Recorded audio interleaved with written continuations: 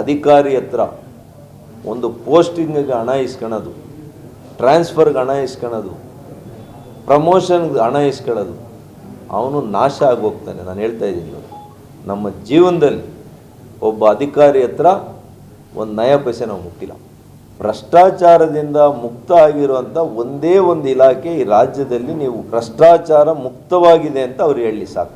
ನಾನು ಮೊದಲಿಂದ ಗೊತ್ತಲ್ಲ, ಈ ಕಾಂಗ್ರೆಸ್ಸಲ್ಲೇ ಇದ್ನಲ್ಲ ನಾನು, ಅವ್ರು ಹೆಂಗೆ ಮಾಡ್ತಾರೆ ಅಂತ ಗೊತ್ತು. ಆ ಚುನಾವಣೆ ಹೆಸರು ಹೇಳ್ತಾರೆ. ಪಾಪ ಜಿಲ್ಲಾ ಉಸ್ತುವಾರಿ ಸಚಿವರಿಗೆ 2.5 ವರ್ಷ ಅವ್ರ ಪದವಿ ಕಳ್ಕೊಳ್ಳೋ ಅಂಥ ಸಮಯದಲ್ಲಾದರೂ ಅವರಿಗೆ ಜ್ಞಾನೋದಯ ಆಗಿದೆಯಲ್ಲ, ಅದಕ್ಕೆ ನಾನು ಭಾಳ ಸಂತೋಷಪಡಿಸ್ತೀನಿ. ನಾನು ಇದನ್ನೇ ಪ್ರತಿ ದಿವಸನೂ ಮೊದಲನೇ ದಿವಸದಿಂದ ಅವ್ರಿಗೆ ಹೇಳಿದೆ, ಏನು ನಡೀತಾ ಇದೆ ಅದೊಂದೇ ಅಲ್ಲ. ಪಾಪ ಅವರು 2 ಇಲಾಖೆಗಳ ಬಗ್ಗೆ ಹೇಳಿದ್ದಾರೆ. ಯಾವ ಇಲಾಖೆಯಲ್ಲಿ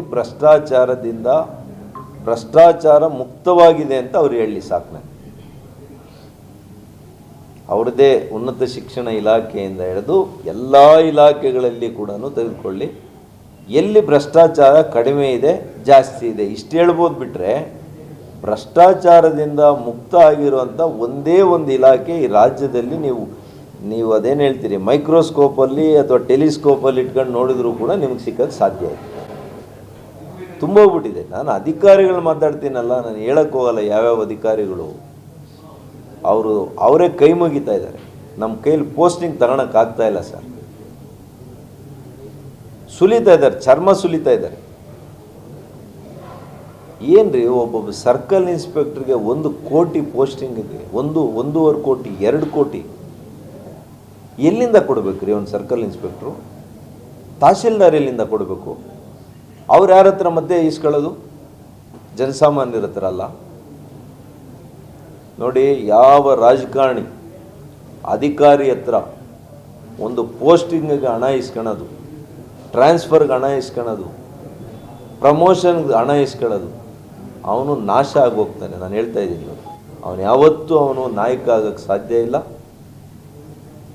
ನಮ್ಮ ಜೀವನದಲ್ಲಿ ಒಬ್ಬ ಅಧಿಕಾರಿ ಹತ್ರ ಒಂದು ನಯ ಪೈಸೆ ನಾವು ಮುಟ್ಟಿಲ್ಲ.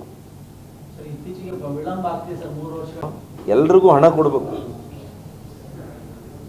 ನಾನು ಹೆಸರು ಹೇಳಕ್ಕೆ ಹೋಗಲ್ಲ. ಕೆಲವ್ರು ಹೇಳ್ತಾರೆ ಈ ಜಿಲ್ಲೆಯಲ್ಲಿ MLA ಒಂದಂತೆ, ಮಿನಿಸ್ಟ್ರಿಗೆ ಒಂದಂತೆ, ಮತ್ತು ಸರ್ಕಾರದ ಮಟ್ಟದಲ್ಲಿ ಒಬ್ಬರಿಗೆ 3 ಕೊಡಬೇಕು. ಯಾರು ಮಾತು ಕೇಳಬೇಕು, ಯಾರು ಬಿಡಬೇಕು ಗೊತ್ತಿಲ್ಲ ಅಂತವ್ರಿಗೆ. ಆಡಳಿತ ಅನ್ನೋದು ಸತ್ತೋಗಿದೆ. ಇಲ್ಲಿ ಏನಿದ್ರು ಕೂಡ ಈ ಅಲಿಬಾಬಾ ಮತ್ತು 40 ಚೋರ್ ಅಂತ ಇತ್ತಲ್ಲ, ಈ ಥರ ಭಾಗ ಇಟ್ಕೊಳ್ಳೋದಷ್ಟೇ. ಯಾರ್ಯಾರಿಗೆ ಎಷ್ಟೆಷ್ಟು ಅಂತ ಪಾಲು ಹಂಚ್ಕೊಳ್ಳೋದಕ್ಕಷ್ಟೇ ಈ ಸರ್ಕಾರ ಬಂದಿರೋದು. ಬಿಟ್ಟರೆ ಜನರನ್ನು ಉದ್ಧಾರ ಮಾಡ್ಲಿಕ್ಕೆ ಬರಲಿಲ್ಲ. ಅದನ್ನು ವಸೂಲಿ ಮಾಡ್ಕೊಳ್ತಾ ಇದ್ದಾರೆ. ಅದರ ಹೆಸರು ಹೇಳ್ತಾರೆ, ಅದಕ್ಕೊಂದು ಅರ್ಧ ಕಳಿಸ್ತಾರೆ, ಇನ್ನು ಅರ್ಧ ತಿರ್ಗಿ ಅವರೇ ಇಟ್ಕೊಳ್ತಾರೆ.